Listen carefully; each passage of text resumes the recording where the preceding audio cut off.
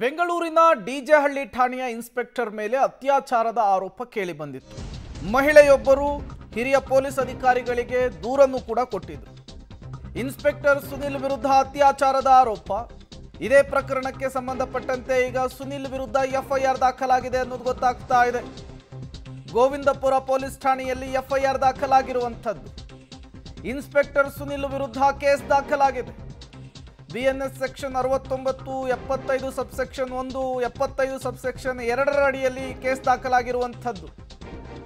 ಡಿಜೆಹಳ್ಳಿಯ inspector Sunil ವಿರುದ್ಧ ಅತ್ಯಾಚಾರದ ಆರೋಪ ಕೇಳಿ ಬಂದಿತ್ತು. 2 ಬಾರಿ ನನಗೆ ವಂಚಿಸಿ ನಂಬಿಸಿ ಅತ್ಯಾಚಾರವನ್ನು ಸುನಿಲ್ ಎಸಗಿದ್ದಾರೆ ಅಂಥೇಳಿ ಹಿರಿಯ ಅಧಿಕಾರಿಗಳ ಗಮನಕ್ಕೆ ತರುವಂತಹ ಕೆಲಸವನ್ನು ಸಂತ್ರಸ್ತ ಮಹಿಳೆ ಮಾಡಿದ್ರು.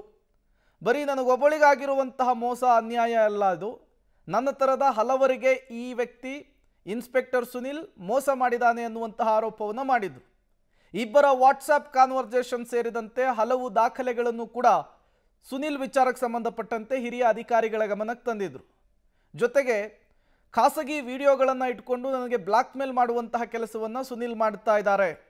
2 ಬಾರಿ ನನ್ನ ಮೇಲೆ ಅತ್ಯಾಚಾರವನ್ನು ಎಸಗಿದ್ರು ಅಂಥೇಳಿ ದೂರನ್ನು ಕೊಟ್ಟಿದ್ರು. ಇದೇ ದೂರಿನ ಅನ್ವಯ ಎಫ್ಐಆರ್ ದಾಖಲಾಗಿದೆ.